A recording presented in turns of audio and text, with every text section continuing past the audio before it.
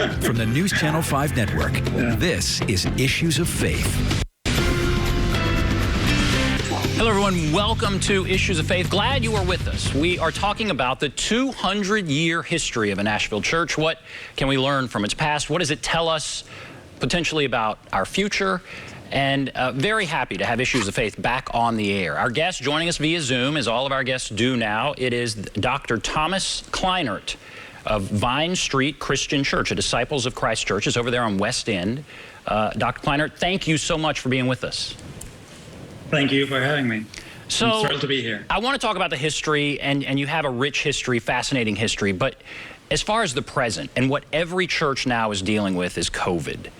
And so how have you been managing with COVID? Where are you right now as far as getting back to worship? Kind of where do things stand with COVID and Vine Street right now?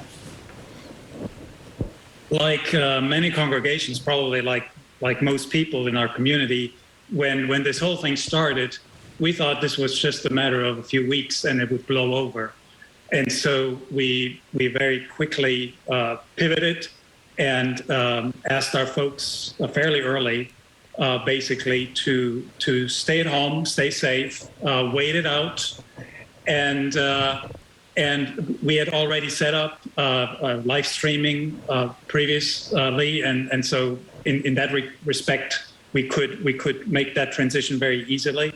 But then when it became clear that this is going to take a longer time, we really looked at establishing policy in terms of when would we consider coming back, and kind of looked at all the CDC numbers and Metro Health Department recommendations. And so to this day, when we're in the building, we observe social distancing, we're masked, and most of our folks are vaccinated, adults that is.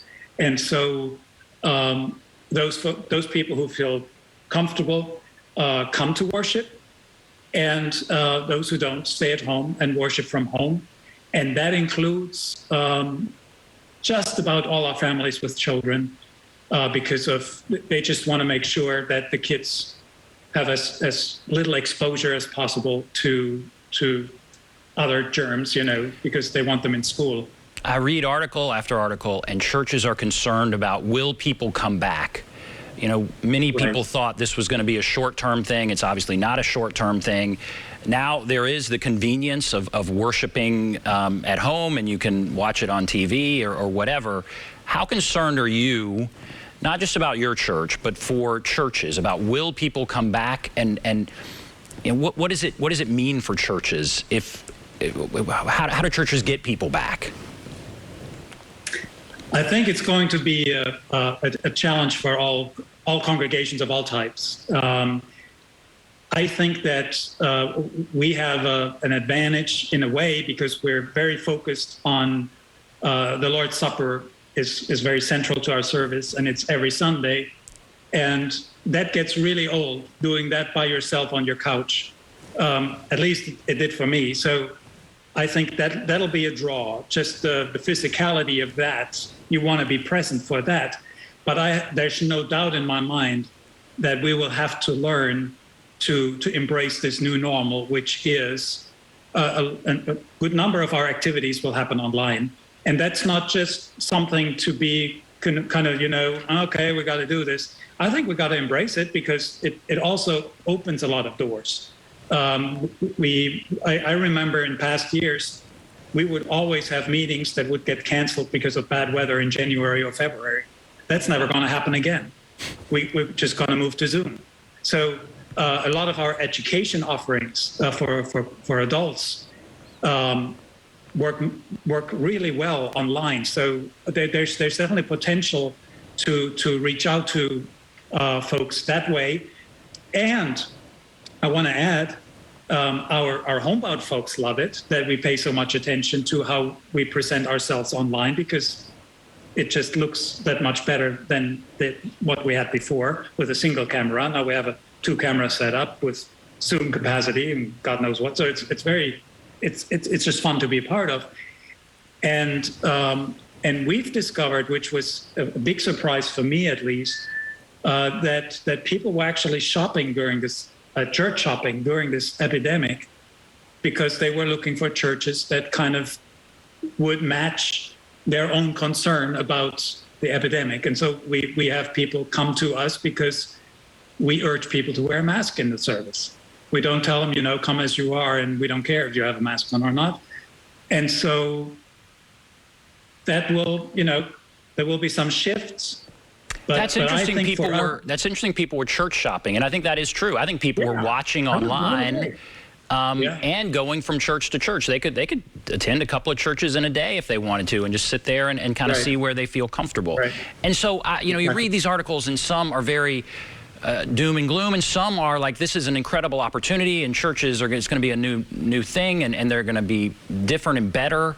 And where do you come down on that? I want to really embrace it as an opportunity, because it makes no sense to mourn the loss of something, because there are going to be some losses, but I think the potential that is there is so much bigger. And what we need to focus on as churches is the core of what we're about. That is proclaiming, living the gospel, serving each other, building community, and all of that can be done in a myriad ways. And so this new reality, we just need to embrace fully and use it. And I think it'll be just fine. I'm not worried about it. I'm a little bit concerned about culture as a whole shifting more and more into, kind of isolated units that are connected via screens. And I think that the church and other communities of faith have a lot to offer there, and pushing back against that and urging people, you need to hold on to connecting with people face to face on a regular basis to really be a complete human being. You can't just sit at home at your screen, and order your meals and your entertainment and your spiritual life all over a screen. You need that face-to-face interaction. You need community, and that's what church is. It's community. Right. I'm interested. Well, go ahead. Go ahead. Well, I was going to say one of our big emphases is churches and synagogues and mosques, to a degree, I think also are one of the few places where we still come together across generations in the culture as a whole, where we really have a chance to interact, where 5-year-olds can interact with 85-year-olds that aren't just family members. And so that, I think, is a huge value for any society, the magic that happens in those encounters. And so we want to focus on, we want to be as available as possible online, but we will do everything we can to pull people back into the community, and especially intergenerational community.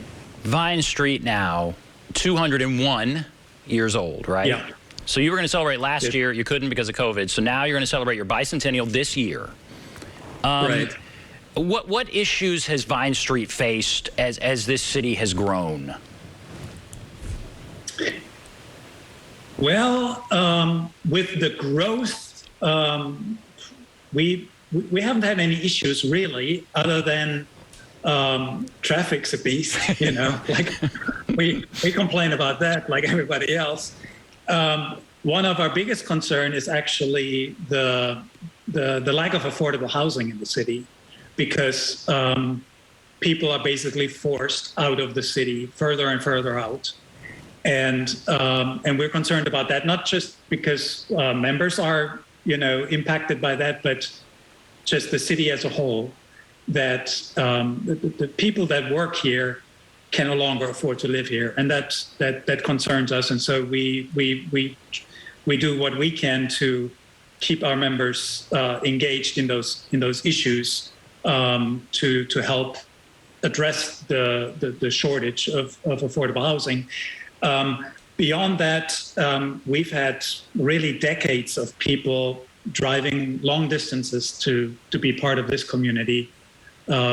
And I imagine that's true for a lot of churches in our city, that they're not truly neighborhood churches, but that they draw from, 30, 45 minutes, an hour or more away.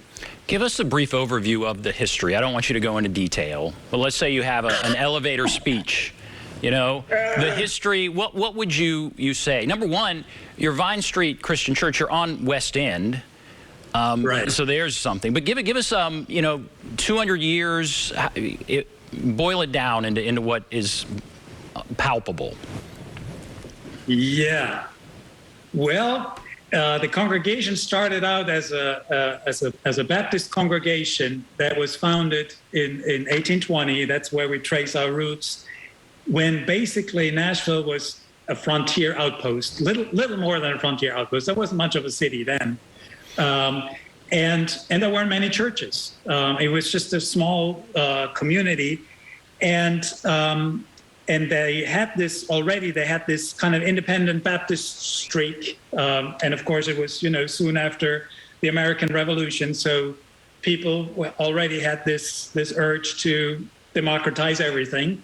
And the Disciples movement, also known as the Restoration movement, really fits into that atmosphere of the second Great Awakening that happened during that period, with the camp meetings up in Kentucky, and with that very strong push for, individualism, democracy.